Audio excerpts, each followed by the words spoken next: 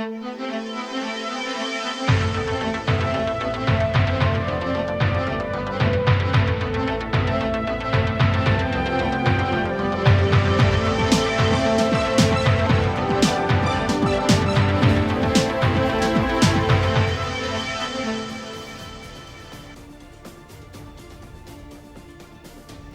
the news, Islamic State of West African Province, ISWAP, identified as group behind Owo church attack.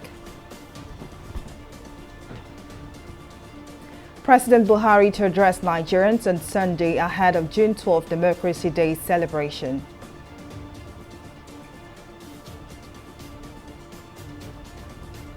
And human rights activist Omoyele Sowore wins AAC presidential primary election. We're glad to have you join us in News Now. I am Folashade Ogurinde. 4 days after the deadly attack by unknown gunmen in a Catholic church in Owo, the federal government says it has uncovered the identity of the perpetrators. While briefing State House correspondents at the end of the National Security Council meeting presided over by President Muhammadu Buhari, the Minister of Interior Rauf Aregbesola said the killings were orchestrated by the Islamic State of West African Province, ISWAP. The minister, who briefed along Alkali Baba Usman, the Inspector General of Police, said the police have been ordered to go after the perpetrators of the act and bring them to justice. I've been able to locate the perpetrators of that event, or that sad, horrendous attack. From all indications, we are zeroing in on ISWAP, the Islamic State for West Africa. It is not an ethno-religious thing. The animals in ISWAP wanting attention and recognition are suspected to have launched that attack. Of course, the usual practice was for them to own up to it, but it was a cowardly act. They couldn't own up to it. And we are very close to getting them. Let us all mobilize ourselves to, one, defeat the effort to pitch us against ourselves, promote anarchy, foment trouble, and stoke tension that will needlessly set us against one another. However, the Inspector General of Police, Alkali Baba Usman, while urging Nigerians to be patient, said it is too early to ascertain the true identity of the killers. Taking into cognizance the issue of investigation. And the investigation is a process. It may not start today and end tomorrow. We are on the matter, and the matter will be looked into, both in terms of looking at whatever angle that will bring fruitful result to it. It can be ISWAP, it can be any other thing. It is an act of terrorism that can be seen from all angles. The Honorable Minister said ISWAP. ISWAP is just it's a suspicion. He said it is suspicion. There is a lot high suspicion that it is an act of the ISWAP. That does not mean we are drawing it to ISWAP activity. It can be an act of terrorism that can be done by BH, that can be done by any terrorist organization or body. So the investigation will in near future maybe tell us what is the true position of that thing, and we are not going to leave it as it is. Now, to discuss this further, Salahuddin Ashiru, security expert, joins me now. Thank you, as always, for joining us. Now, just like the Abuja Kaduna train attack, the Ondo church attack has been linked to ISWAP. But beyond this intelligence, is it an uphill task for the federal government to apprehend them? Thank you very much for having me. I think it would be nice to start by saying that what we witnessed on the 5th of June in Owo was actually gruesome. It was barbaric and, of course, satanic massacre of scores of worshippers. It tells us one single thing, that we're actually drifting towards a very calamitous precipice. Having said that, if you listen to the Minister of Interior and you listen to the Inspector General of Police, you will realize one thing is missing. and that is synergy. And that is one of the biggest reasons why we have not gotten our internal security correctly. There is absence of synergy, information sharing, and they are not working in tandem with one another to be able to coordinate efforts. And of course, it is about who takes the glory. And that in itself has done one single thing.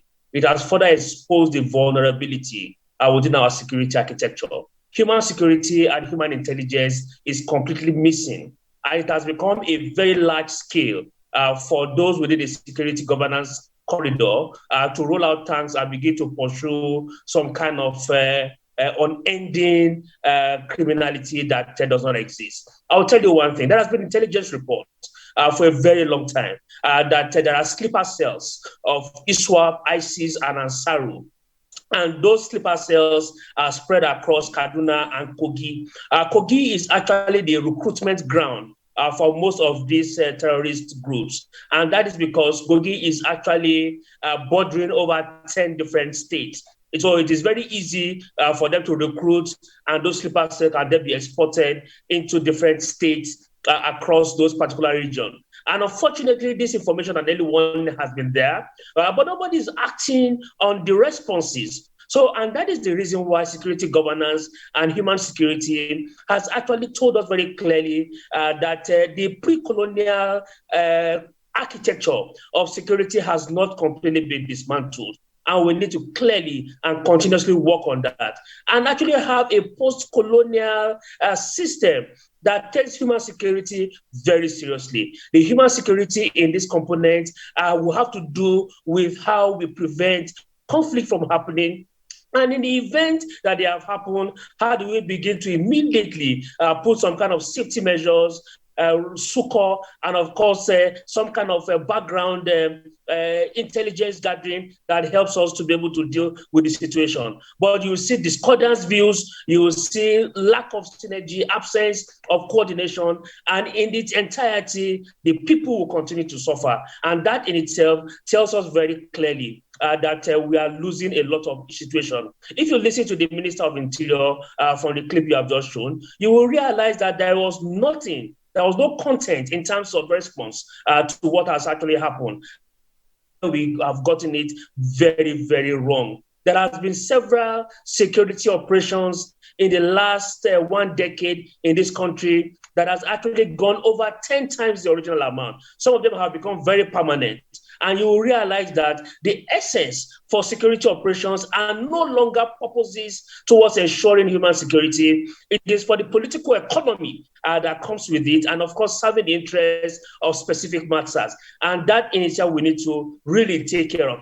If we don't deal with that, we will not be able to handle the rising cases of threats that is actually dealing with the society. And the second thing I want to actually deal with very quickly is the number of personnel, the capability of the institution to be able to fight crime. Most of our personnel and the number are actually distributed to VIPs. And that means that those who actually need security response and personnel presence are lacking it. And that is a very huge issue. We have about 371,000 police, for instance. 1/4 or half of that number is actually attached to VIPs, and the remaining numbers are attached to multinationals. How on earth do you want to distribute safety when you have actually taken the larger chunk and you have attached them to VIPs? The rest of us are vulnerable, and that is why we have a near absence of security governance in this country. We must be able to do Indeed, Mr. Salahuddin, I'm sorry to interrupt you there, but it's this much you can take on the matter. But thank you very much for your contribution. Thank you for coming.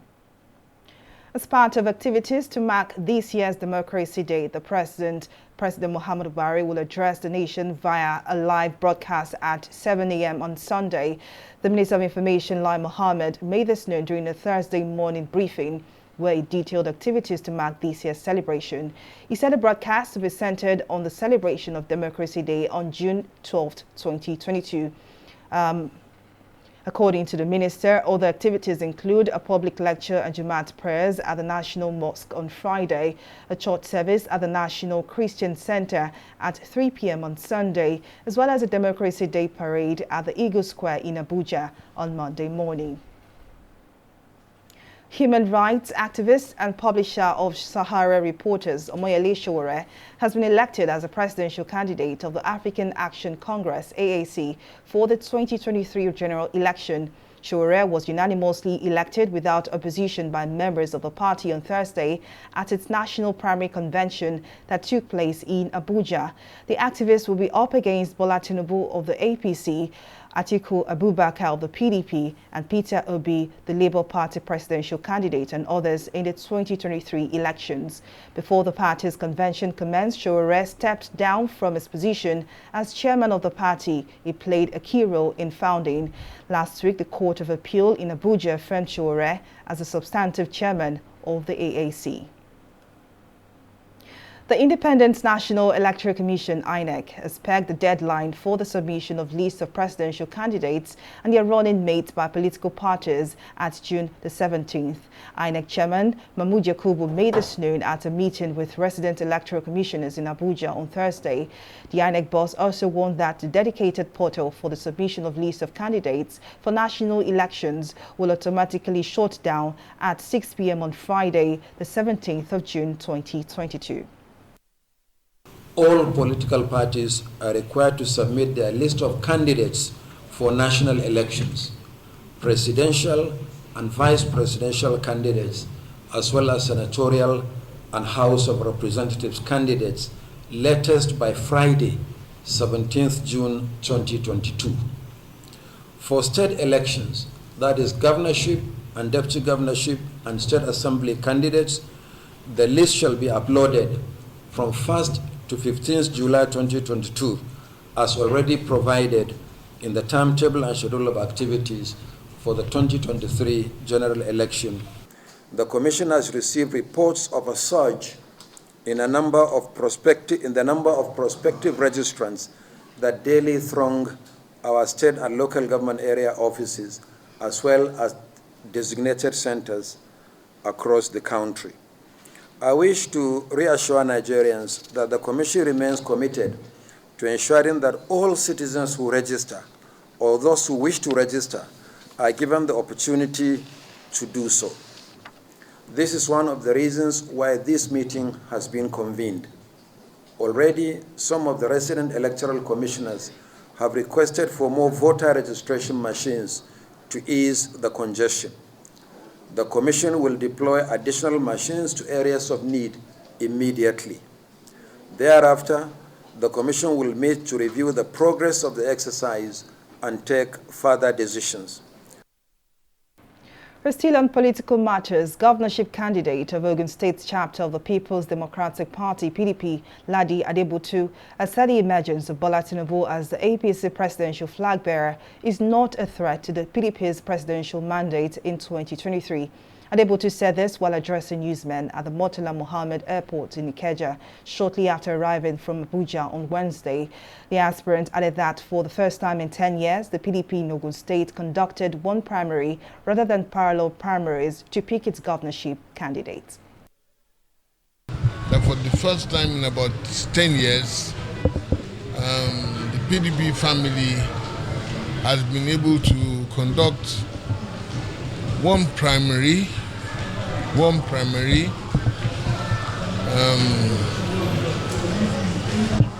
by one panel empowered by the National Working Committee of the party, all forms deriving from the national body, and that panel has conducted one primary from which we all purchase those forms and which we all derive authority to participate.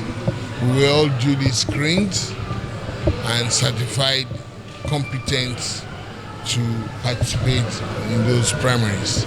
4 of us, and we all were deemed eligible. And we have all contested as members of the party. And as such, as members of the party, I would expect that we should behave as one family. The People's Democratic Party PDP run primaries for Ajeromi Ifelodun Federal Constituency has again been cancelled following protests over alleged delegates list alteration. 34 delegates from 11 wards were expected to vote in the primaries. Kashimu Ebozoge, a member of the local organizing committee for the PDP primaries, alleged that the delegates list had been altered because of the unfamiliar names on the list. It is now left for the leadership of the party. They should come to our aid. They should please come to our aid. This is the people's choice. Honorable Francis Chima is what we want. Let us just try us with Honorable Francis Chima and leave the rest for us. This is the only choice that can win PDP, Ajeromi Ifelodun. Upon further inquiries, we also discovered that the papers on when this list is being read cannot be PDP documents because the logo on the document is different from the new logo of the party. This is the new logo of the party now. We all know it. It's in the public domain. Thank God for the timely intervention of the police on ground. I will not advise the party to go to the next election without a candidate for Ajeromi Federal House of Representatives because this is a PDP domain. We are sure of winning. So let the party present to the public and INEC the name and the candidate that emerged from that primary. For the second time in a row, the defense counsel to Andrew Omini-Koron, the alleged killer of 22-year-old fashion designer Bamishe Ayiwola, has failed to show up in court. Addressing the court, the lead prosecution counsel and Attorney General of Lagos State, Muyosore Onigbanjo, faulted the action of the defense counsel, Abayomi Omotubora, adding that this was the second time in a row that he will be absent. Onigbanjo also told the court that the prosecution had brought 3 witnesses, 2 bankers and a police officer who recovered the body of the deceased. The judge, Sherifat Shonaike, after listening to the prosecution counsel, said the attitude of the defense counsel is a sign of disrespect to the court. She added that by next sitting, if the defense counsel is not available, the defendant, Andrew Omini-Koron, would have to defend himself in court. Justice Sherifat Shonaike further adjourned for the hearing of the matter to June 30 and July 7th. Still to come on news now, Shell set to receive final offers for $2.3 billion oil assets. Details of this story and more right after this break.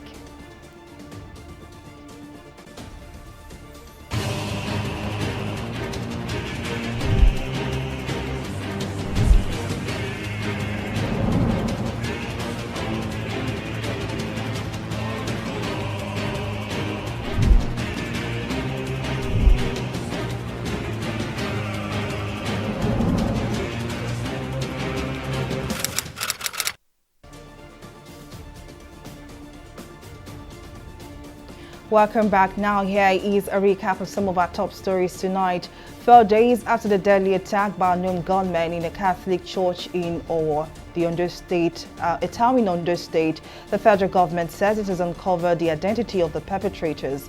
While briefing State House correspondents at the end of the National Security Council meeting, presided over by President Muhammadu Buhari, the Minister of Interior, Rauf Aregbesola, said the killings were orchestrated by the Islamic State of West Africa Province, ISWAP. We also told you that as part of activities to mark this year's Democracy Day, President Muhammadu Buhari will address the nation via a live broadcast at 7 a.m. on Sunday. The Minister of Information, Lai Mohammed, made this known during a Thursday morning briefing where he detailed activities to mark this year's celebration. He said the broadcast will be centered on the celebration of Democracy Day on June the 12th, 2022. But in case you missed any of our news bulletin or for more updates, do go onto our website on www.tv360nigeria.com. You can also follow us on our social media platforms on Twitter, Instagram, YouTube and Google Plus at TV360 Nigeria. On Facebook, we are TV360 Online.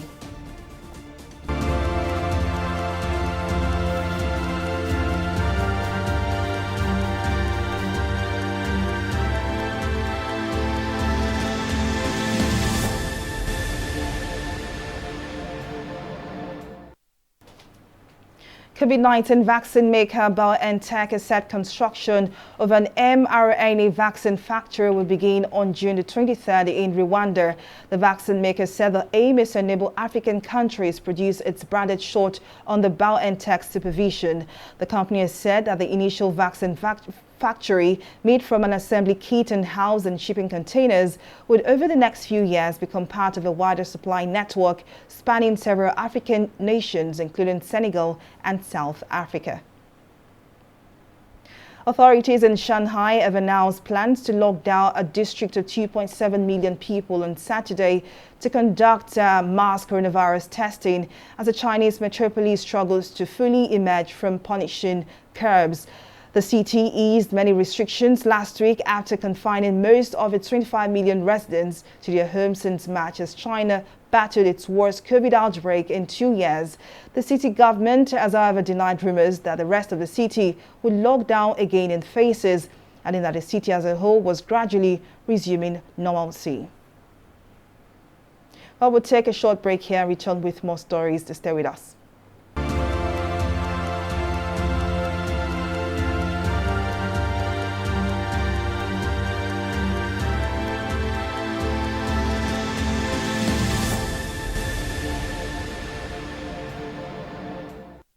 In the last 3 years, we have built a multi-purpose center, which is the envy of all in our constituency.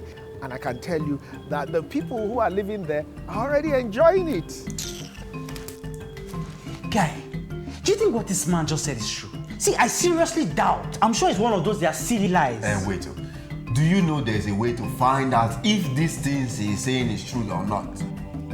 This is the Construct app. It gives people like us a sure way to track implementation of constituency projects. It gives valid and verified information on location of projects, amounts allocated, amount funded, the level of job done, and even the profiles of concerned legislators. You and I can post directly on this app. Are you serious? This is the Go-To app if you want to know how our Commonwealth is being expanded by the government. Wow. Let's even see if what this man said is true. Show me. The Construct app is developed by Other People Nigeria with support from USAID and is available on both Google Play Store and Apple Store. And it's true. Of course, I told you.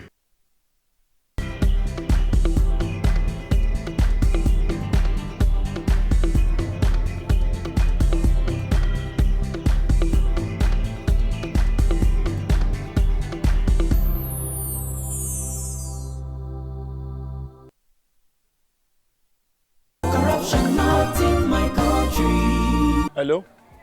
Yeah, I found your wallet in front of a supermarket. Meet me at Apple Junction. Yes, I'll be waiting for you. Now we find out. Two of us. Thank you very much, officer. You know, it's surprising that men like you still exist in the police force. Yes, so... Oh, yes. This is just a token of my appreciation. Oh, no, you don't need to do this. We're only doing our job. Thank you very much. God bless you. You're welcome. Now I know police is really my friend. Yes. Friend. Hey.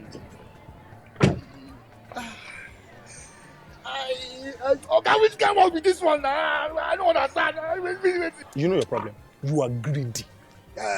I'm a policeman who is doing his job. All forms of corruption in the force. Not in my country. Corruption not in my country. How you did? No. Every way, everything. No feet shake you. You know they read. Now believe this corrupting. You know fit touch black man. If you like, gather the whole Niger, come together, make the cough. Nothing. Which one you want? Give me V&D. Aha. I beg, get small pieces. How much you want to give him? Give me 200. Take your change now. No day town. No worry, that's right. My people, this coronavirus, na serious matter. You see this virus, so it no get leg. Now we dey waka kurukere, no waka around make the virus for die. No forget say the betterment of our people. Now for your handy day. This message is from the Akinfade Foundation in partnership with the National Orientation Agency with support from MacArthur Foundation. Opinions are free, facts are sacred, but truth is universal. How, in practical terms, can we, for instance, de-escalate the tension? President must see himself as the President of the Federal Republic. We know where the enemy is. 3 places. The Lake Chad Basin, the border area between Nigeria and Cameroon, and then the Sambisa Forest. On TV360, we give you a complete dose of everything. Opinion, facts, and undiluted truth. I hardly believe what politicians are saying in this part of the world. A new Nigeria is possible, a future is possible. We delve into the issues, dissect it so that you can understand it, and use it to take action. I don't think there's any need for any governor to look for grant for ranching. TV360, dissecting the issues. Welcome back. Simi Saladigun joins us now for more stories in business. Over to you, Simi. Thank you, Folashade. Welcome to business. Shell PLC is set to receive 2 final bids for its stake in its Nigerian joint venture this week from Tony Elumelo's Hares Holdings and local firm ND Western Limited. Both companies are scrambling to procure Shell's 3/10 holding in the JV located in the crude-rich Niger Delta region and offshore fields. In 2021, oil and gas consultancy research house Woodmark estimated Shell's own share of the partnership at $2.3 billion based on a long-term oil price of $50 per barrel. According to reports, Shell PLC will stop welcoming bids on Friday. We'll take a short break here and be back with stock market reports.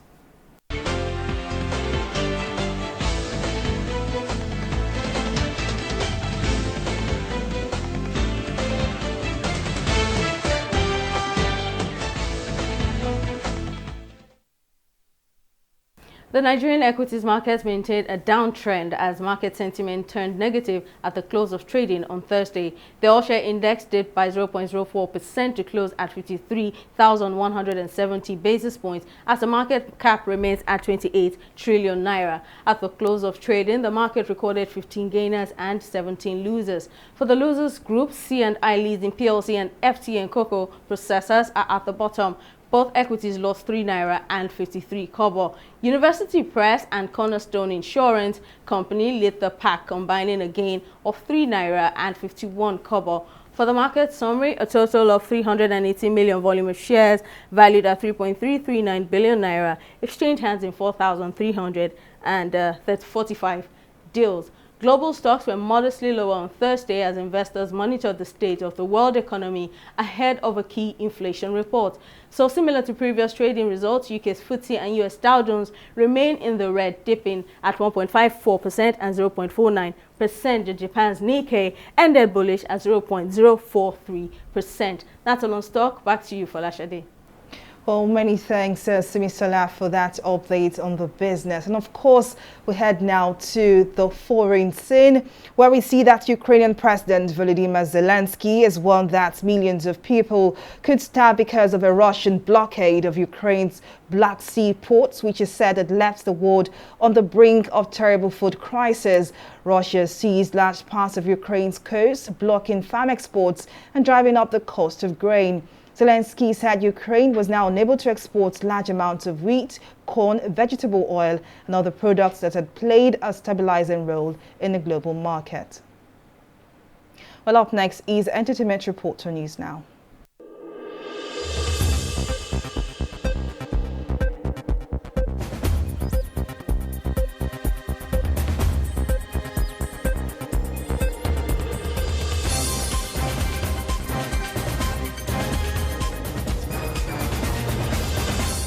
Femi Adebayo's record-breaking film King of Thieves is headed for Amazon Prime debut following a theatrical run. The report was confirmed by the film's co-executive producer Niyi Akimolayan, although an official date is yet to be announced. Film One Entertainment has also confirmed that King of Thieves had crossed the 300 million naira mark in box office earnings in its 8th week. Co-produced by Salami's Euphoria 360 and Niyi Akimolayan's Anthill Studios, the epic is set in Ajeromi, an ancient Yoruba kingdom that is forced into chaos following the invasion of the vicious Ajeshinkole. King of Thieves stars Salami in the lead role alongside Toyin Abraham, Odunlade Adekola, Ibrahim Chata, Adedineji Lateef, Aisha Lawal, Mr. Macaroni and Brother Shaggy in the supporting roles.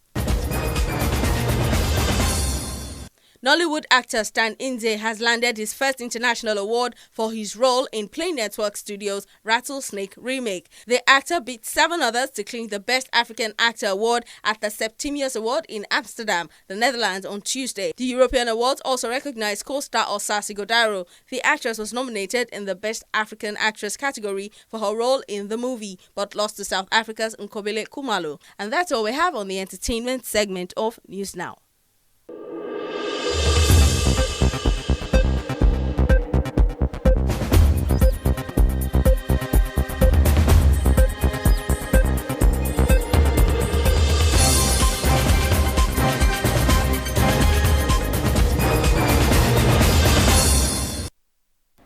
Away from entertainment now to sports, sprint hurdler Oluwatobiloba Amusa has become the 5th woman to successfully defend the 100 meters hurdles title after she stormed to victory in a wind-aided 12.57 seconds at the ongoing 22nd African Athletics Championship in Mauritius.